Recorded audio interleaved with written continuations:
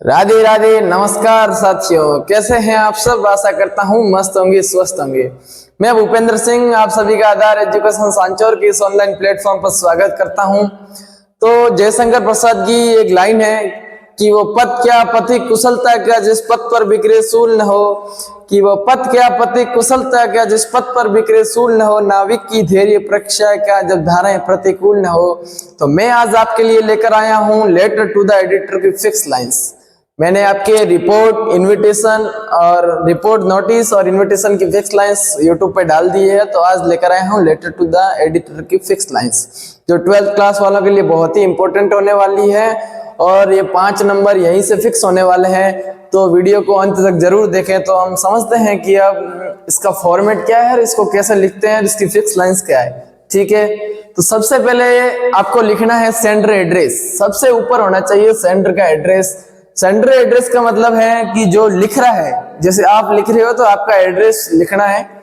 अगर क्वेश्चन में दिया हुआ हो तो वही लिखना है, नहीं तो आप अपनी मर्जी से भी कुछ भी लिख सकते हो। उसकी एक लाइन छोड़ के फिर लिखना है आपको डेट। ठीक है, डेट जैसे आपकी एग्जाम है 13 फरवरी को, तो 13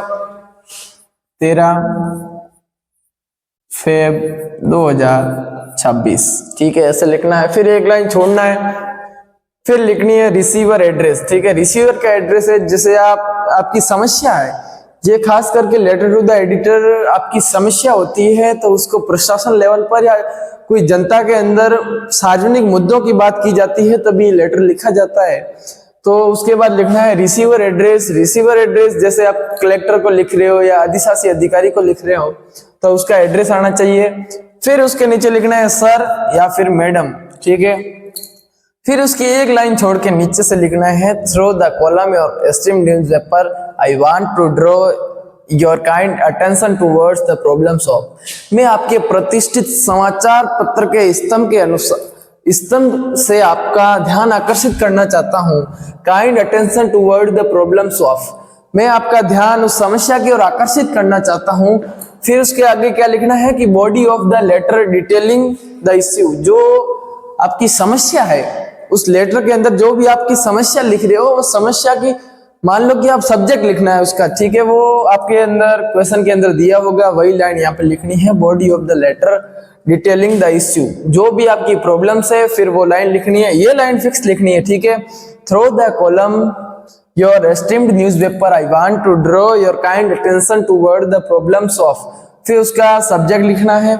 फिर एक लाइन छोड़ के उसके नीचे से लिखना I kindly request you to highlight this problems through your newspaper. मैं आपके सामने काइंडली एंड दयालु के साथ रिक्वेस्ट कर रहा हूं कि जो आपके न्यूज़पेपर के अंदर है हाईलाइट कीजिए इस प्रॉब्लम को। ठीक है, इस जो प्रॉब्लम है ऊपर सब्जेक्ट में दिया होगा, जो प्रॉब्लम है उस प्रॉब्लम को न्यूज़पेपर के अंदर हाईलाइट करो। ठीक है, so that the concerned authorities may take necessary action at the earliest. ठीक है, इसका मतलब है कि आप जल्दी से जल्दी इस समस्या का समाधान कीजिए, इसके ऊपर कोई ना कोई कार्रवाई कीजिए। उसके बाद नीचे से लिखना है थैंकिंग यू योर फेथफुली और फिर आपका नाम लिखना है। ठीक है, आपको समझ में आ गया। सबसे पहले सेंडर एड्रेस, फिर डेट, फिर रिसीवर एड्रेस, फिर सर या मैडम, फिर ये सेम फिक्स लाइंस लिखनी है। सिर्फ यहाँ पे लिखना है body of the letter detailing of the issue. ठीक है, जो भी आपकी समस्या है उसको यहाँ पे लिखना है, बाकी सेम टू सेम लिख के आ जाना है।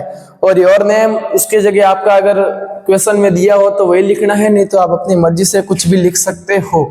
ठीक है, आशा करता हूं कि आपको ये क्लास समझ में आई होगी और इसी आशा और अपेक्षा के साथ धन्यवाद।